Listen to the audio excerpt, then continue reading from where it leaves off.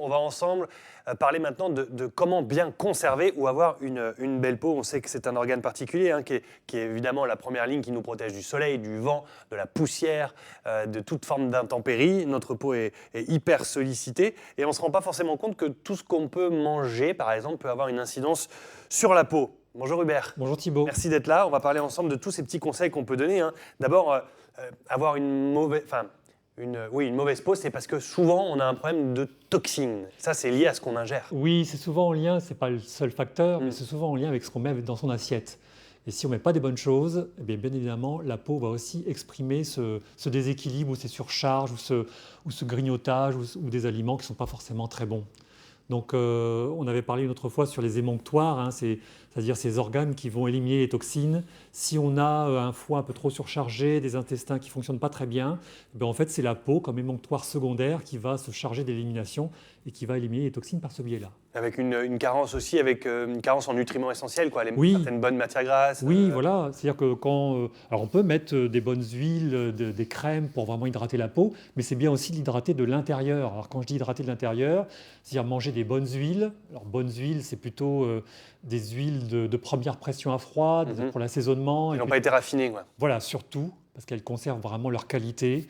Et puis plutôt des huiles de noix, de cameline, de colza, de chanvre, qui sont vraiment spécifiques pour apporter des bons acides gras, pour avoir une peau qui garde sa souplesse. Très bien.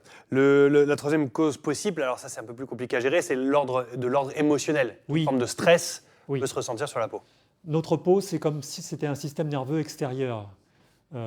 Et dès qu'on a des émotions, quelqu'un qui est timide, quand on est en colère, voilà, on a la peau qui rougit, ou voilà, des personnes qui sont atteintes de psoriasis, souvent c'est en lien avec le stress, la peau qui desquame, qui est sèche, et tout ce qui ne va pas être verbalisé au niveau émotionnel, voilà, la peau peut prendre le relais. Donc c'est vraiment de prendre conscience de ça et de pouvoir essayer d'être plus à l'aise sur le plan émotionnel. Alors qu'est-ce qu'on fait? Par quoi on commence? Parce qu'avec toutes les crèmes qu'on voit, oui. Tous les systèmes hyper commercialisés, hyper marketés. Oui, attention aux crèmes qu'on utilise. Veillez à prendre des bonnes, quand je dis des bonnes crèmes crèmes où il n'y a pas trop d'additifs, trop de conservateurs, trop de choses synthétiques. Voilà, parce que la peau ne va pas forcément apprécier ça. Ouais, mais ça n'existe pas, ça, toute forme de crème. Quand on a une mode d'emploi, il y a 12 lignes de mots barbares. Oui, d'ailleurs qu'on ne sait pas déchiffrer généralement. Mais d'aller vers vraiment des labels de Cosmé Bio, plutôt des produits relativement sains et d'origine biologique le plus possible, le plus naturel possible, voilà, pour mettre sur la peau. Et puis après, de manger sain et là, voilà, dans les vitamines, d'aller chercher, on parle souvent du bêta-carotène, de l'orange de la carotte pour avoir une belle peau. Voilà, ça c'est la fameuse vitamine A, C, E. Voilà, vitamine A, vitamine C dans tous les fruits et légumes, vitamine E dans tout ce qui est graines, des noix, des noisettes, des amandes. En oligo-éléments, c'est le zinc. Ça, c'est vraiment l'oligo-élément majeur de la peau. Donc, d'aller chercher dans tous les fruits de mer. Et puis, on a parlé tout à l'heure des bons acides gras, c'est-à-dire manger des bonnes huiles. Toutes les graisses sont bonnes, mais c'est que souvent, aujourd'hui, on a trop de graisses saturées, de graisse animale, et pas assez de graisse végétale. On va revenir un instant sur ce problème d'huile. Comment est-ce qu'on fait pour déchiffrer une étiquette d'une bouteille d'huile? Il y a tellement de marketing derrière que c'est difficile d'avoir la bonne info. Est-ce que se réfugier derrière la première pression à froid est une bonne chose? C'est un bon critère, et j'irai même plus loin. Si pour moi, il y a un aliment à manger biologique dans notre assiette, c'est vraiment l'huile. Tout simplement parce que si elle est chauffée, bien évidemment, et si elle est pressée trop rapidement, on va dénaturer sa composition.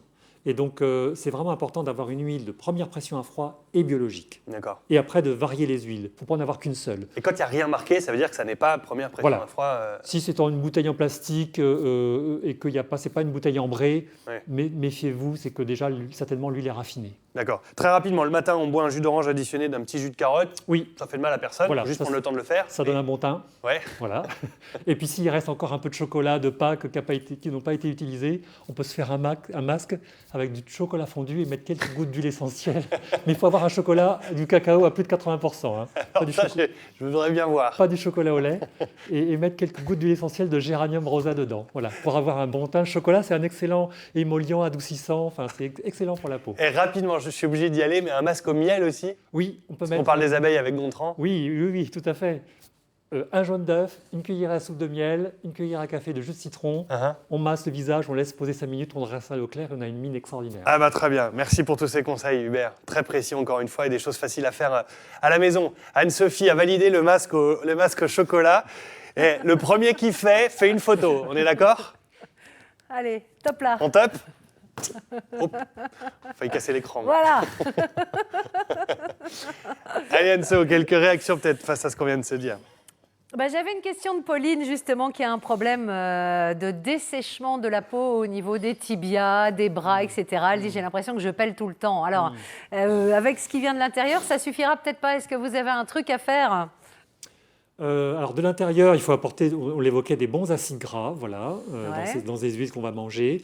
Et puis par extérieur, on peut aussi mettre des huiles de première pression à froid, parce que la peau va aussi les absorber simplement par l'extérieur.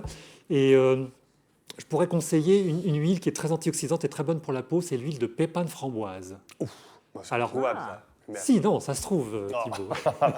Mais très bonne pour la peau, ou de l'huile de jojoba ou de noyau d'abricot. Voilà, ça, ce sont des très bonnes huiles pour réhydrater la peau et qui peuvent apporter une bonne solution Très à bien. ces dessèchements. Et ça, ce sont des huiles qu'on peut mettre directement sur le corps. Hein. Oui, tout à fait. Bon, Eh ben voilà. ok. Et Merci voilà, pour cette Pauline, question. j'espère que vous avez eu une réponse à votre question.